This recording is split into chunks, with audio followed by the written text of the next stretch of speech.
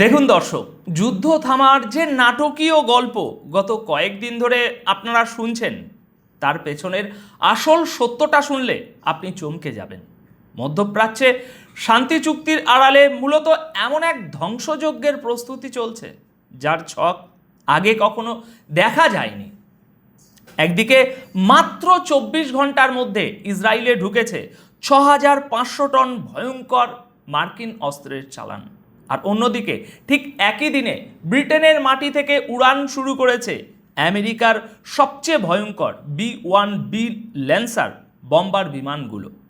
আজকের ভিডিওতে আমি আপনাদের সামনে এমন চারটি এক্সক্লুসিভ খবরের জিওপলিটিক্যাল বিশ্লেষণ করব, যা প্রমাণ করে যে এই তথাকথিত যুদ্ধবিরতি আসলে কোনো শান্তি আনার জন্য নয়, বরং ইরানকে টার্গেট করে একটি চূড়ান্ত এবং সর্বাত্মক হামলার সময় গোছানোর জন্য তৈরি করা হয়েছে। আজকের আলোচনায় আমরা দেখব কেন ইসরায়েলের ডিফেন্স মিনিস্টার হঠাৎ করেই একা ইরানে হামলার ঘোষণা দিলেন, কেন ডোনাল্ড ট্রাম্প হরমুজ প্রণালীতে বন্ধু রাষ্ট্রগুলোকে নিয়ে নতুন ফোর্সের জোট বানাচ্ছেন। আমি আপনাদের কাছে এই প্রতিটি খবরের পিছনের কূটনীতি এবং ভবিষ্যৎ প্রভাবটাও অত্যন্ত লজিক্যালভাবে তুলে ধরব, তাই পুরো বিশ্লেষণটি খুব মনোযোগ দিয়ে শুনবেন। দর্শক, প্রথমেই আসা যাক সেই খবরের দিকে যা পুরো মধ্যপ্রাচ্যের সমীকরণ পাল্টে দিতে পারে। আসল ব্যাপারটা হলো, গত ২৮শে ফেব্রুয়ারি থেকে যখন সংঘাতের নতুন মাত্রা শুরু হলো, তখন থেকেই আমেরিকা ইসরায়েলকে ভিতরে ভিতরে কতটা শক্তিশালী করছে তার একটা পরিষ্কার চিত্র আমরা এখন দেখতে পাচ্ছি। গতকাল ৩০শে এপ্রিল ২০২৬ তারিখের একদম টাটকা খবর অনুযায়ী মাত্র ২৪ ঘন্টার ব্যবধানে দুটি বিশাল কার্গো জাহাজে করে ৬,৫০০ টন মিলিটারি সরঞ্জাম ইসরায়েলের হাইফা এবং আসদোদ বন্দরে এসে পৌঁছেছে। এই চালানের মধ্যে রয়েছে হাজার হাজার আকাশ ও ভূমিতে নিক্ষেপযোগ্য গোলাবারুদ, মিলিটারি ট্র্যাক এবং অ্যাডভান্স JLTV কম্ব্যাট গাড়ি। এখানে একটা জিনিস বুঝতে হবে দর্শক, ইসরায়েলের প্রতিরক্ষা মন্ত্রণালয় গতকাল ৩০শে এপ্রিল রাত আনুমানিক ৮টার দিকে উদ্দেশ্য প্রণোদিতভাবে এই সামরিক যানগুলোর ছবি প্রকাশ করেছে, কিন্তু তারা খুব চতুরতার সাথে গোলা বারুদের আসল ছবিগুলো লুকিয়ে রেখেছে। ইসরায়েলের প্রতিরক্ষা মন্ত্রণালয়ের ডিরেক্টর জেনারেল আমির বারাম রীতিমতো হুঙ্কার দিয়ে বলেছেন যে আগামী সপ্তাহগুলোতে এই অস্ত্র মজুদের কাজ আরও বাড়িয়ে দেয়া হবে। এখানে আপনাদের জানিয়ে রাখি, গত ২৮শে ফেব্রুয়ারি থেকে এই পর্যন্ত ৪০৩টি ফ্লাইট এবং 10টি বিশাল জাহাজে করে ১,১৫,৬০০ টনেরও বেশি সামরিক সরঞ্জাম ইসরায়েলে পাঠিয়েছে আমেরিকা। এত বিপুল পরিমাণ গ্রাউন্ড অপারেশনের গাড়ি এবং লজিস্টিক্স প্রমাণ করে যে তারা যে কোনো জায়গায় একটা বিশাল গ্রাউন্ড অপারেশনের প্রস্তুতি নিচ্ছে। দেখুন, সাধারণ মানুষ ভাবছে যুদ্ধবিরতি চলছে, কিন্তু একজন প্র্যাকটিক্যাল অ্যানালিসিস্ট হিসাবে আমি বলবো এই সিজফায়ার মূলত ইসরায়েলের অস্ত্রাগার পুনরায় পূর্ণ করার একটা অজুহাত মাত্র। আমেরিকা একদিকে শান্তির বুলি আওড়াচ্ছে, অন্যদিকে ইসরায়েলকে এমনভাবে অস্ত্রে সজ্জিত করছে যাতে তারা ট্রাম্পের শর্তগুলো ইরানের উপর চাপিয়ে দিতে পারে। এই অস্ত্রের বন্যা মূলত ইরানকে একটা সিগন্যাল দিচ্ছে যে হয় শর্ত মানো, না হলে যে কোনো মুহূর্তে আক্রমণ ধেয়ে আসবে। এবার দর্শক, দ্বিতীয় গুরুত্বপূর্ণ পয়েন্টে আসি। ইসরায়েলের প্রতিরক্ষা মন্ত্রী ইসরায়েল কাটজ ৩০শে এপ্রিল সরাসরি ঘোষণা দিয়েছেন যে তারা খুব শীঘ্রই ইরানের বিরুদ্ধে পুনরায় অপারেশন শুরু করতে পারেন এবং প্রয়োজনে তারা আমেরিকার সরাসরি সাহায্য ছাড়াই একাই এই হামলা চালাবেন। দর্শক, এই জায়গাটাতেই লুকিয়ে আছে আসল জিওপলিটিক্যাল টুইস্ট। ইসরায়েল কার্টেজের এই কথাটাকে শুধু ফাঁকা আওয়াজ বলে উড়িয়ে দেওয়া যাবে না, তবে এর ভিতরের দুর্বলতাটাও আমাদের ধরতে হবে। দেখুন, আমরা সবাই জানি আমেরিকার সরাসরি ছাতা ছাড়া ইসরায়েলের পক্ষে ইরানের মতো একটা শক্তিশালী এবং সামরিকভাবে প্রস্তুত দেশের মোকাবিলা করা রীতিমতো আত্মহত্যার শামিল।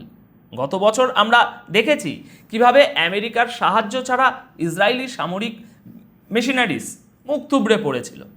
তাহলে প্রশ্ন হলো, ইসরায়েল কার্ডস এমন কথা কেন বলছেন? এর পেছনে একটা বড় কারণ হলো ডোনাল্ড ট্রাম্পের বর্তমান অবস্থান। 29 এবং 30শে এপ্রিল বিপুল পরিমাণ অস্ত্র পাঠালেও ট্রাম্প প্রশাসন এই মুহূর্তে সরাসরি নিজের দেশের সেনাদের মধ্যপ্রাচ্যের যুদ্ধে জড়াতে চাইছে না, কারণ এতে আমেরিকার অভ্যন্তরীণ রাজনীতিতে ট্রাম্পের অবস্থান হুমকির মুখে পড়তে পারে। কিন্তু এখানে একটা সূক্ষ্ম দাবার চাল আছে।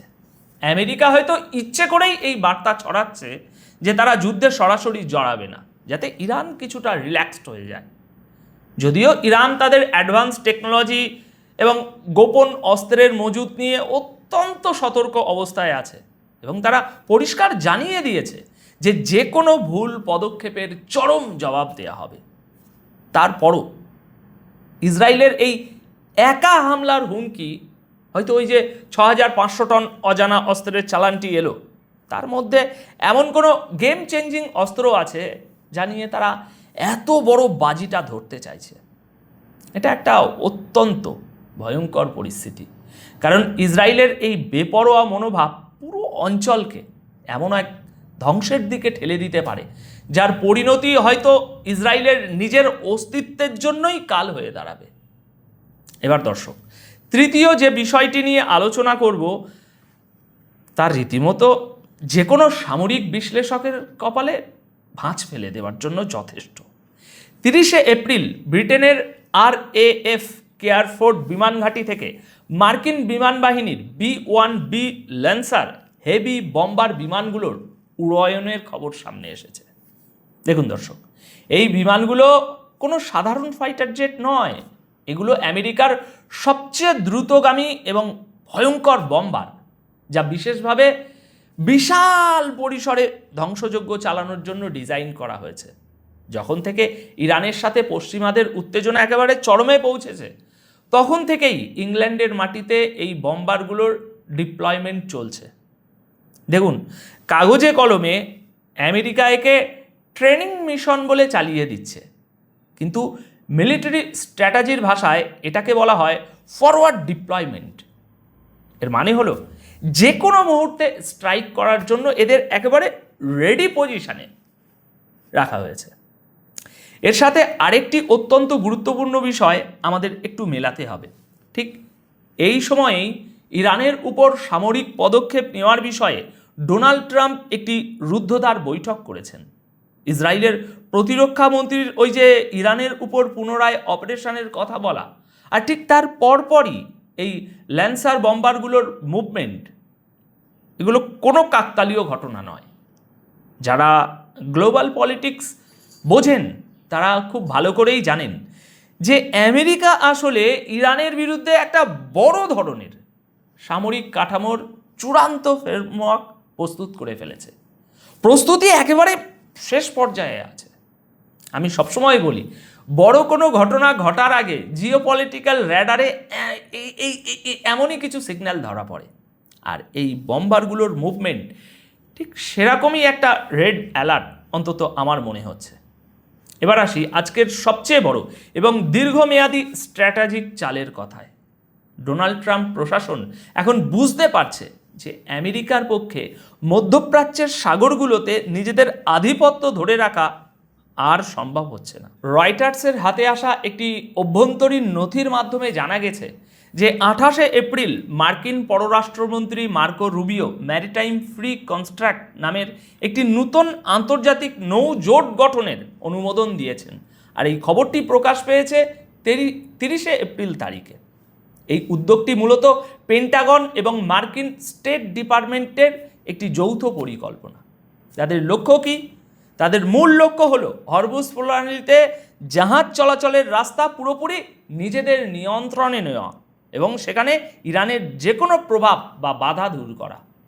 আমেরিকা এখন তাদের মিত্র দেশগুলোর উপর প্রচণ্ড চাপ তৈরি করছে যাতে তারা নিজেদের নৌবাহিনীকে এই মার্কিন নেতৃত্বাধীন জোটে অন্তর্ভুক্ত করে। এখানে একটা জিনিস বুঝতে হবে দর্শক, আমেরিকা বলছে তারা এই জোট বানাচ্ছে শুধু নেভিগেশনাল ফ্রিডম বা বাণিজ্য জাহাজগুলোর নিরাপত্তার জন্য, কিন্তু সামরিক ইতিহাস আমাদের কি শেখায়? যখনই কোনো এলাকায় এতগুলো দেশের নৌবাহিনীর নিরাপত্তার নাম করে জড়ো হয়, তখন খুব সহজেই সেই ডিফেন্সিভ ফোর্সকে অফেন্সিভ অ্যাটাক বা হামলার কাজে ব্যবহার করা যায়। ট্রাম্প প্রশাসনের এই উদ্যোগ প্রমাণ করে যে তারা ইরানের নৌশক্তি এবং কৌশলগত সক্ষমতাকে ভয় পাচ্ছে। তারা বুঝতে পেরেছে যে বিশ্ব অর্থনীতির এই গুরুত্বপূর্ণ তেল চলাচলের রুটটিতে ইরানকে এত সহজে একা আমেরিকার পক্ষে চাপে ফেলা সম্ভব নয়। তাই তারা এখন পশ্চিমাদের একটা সংঘবদ্ধ বাহিনী তৈরি করে ইরানের বিরুদ্ধে একটা ম্যারিটাইম ফ্রন্ট খোলার প্রস্তুতি নিচ্ছে। আর এর ফলে মধ্যপ্রাচ্যের সমুদ্রে উত্তেজনা কমার বদলে কয়েক গুণ বেড়ে যাওয়ার একটা নিশ্চিত শঙ্কা তৈরি হয়ে গেছে। এখন সব মিলিয়ে যদি আমরা পুরো সিনারিওটা বিশ্লেষণ করি, তাহলে এটা দিনের আলোর মতো পরিষ্কার যে পশ্চিমা শক্তি এবং তাদের মিত্ররা এই অঞ্চলে কোনোভাবেই তাদের আধিপত্য ছাড়তে রাজি নয়। একদিকে ইসরায়েলকে অস্ত্রের পাহাড়ে পরিণত করা হচ্ছে, ব্রিটেনের মাটিতে বম্বার প্রস্তুত রাখা হচ্ছে, আর সমুদ্রে নূতন জোট বানিয়ে ইরানকে চারিদিক থেকে ঘিরে ফেলার ছক কষা হচ্ছে। কিন্তু অপর পাশে ইরানও তাদের সর্বোচ্চ প্রস্তুতি নিয়ে বসে আছে, যা পশ্চিমাদের এই ব্লুপ্রিন্টকে যে কোনো সময় চ্যালেঞ্জ জানাতে পারে।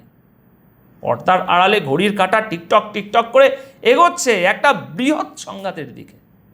দর্শক, আজকের এই বিশ্লেষণ নিয়ে আপনাদের কি মতামত? আপনাদের কি মনে হয়, ইসরায়েল কি সত্যি আমেরিকার সরাসরি অংশগ্রহণ ছাড়া এই নূতন অস্ত্রের জোরে একা কোনো দুঃসাহসিক পদক্ষেপ নেবে, নাকি এটা পুরোটাই আমেরিকার সাজানো কোনো মাস্টার প্ল্যান? আপনাদের মূল্যবান মতামত অবশ্যই কমেন্ট করে জানাবেন। আপাতত তাহলে এ পর্যন্তই। সবাই ভালো থাকবেন, সুস্থ থাকবেন। ধন্যবাদ আপনাদের সকলকে।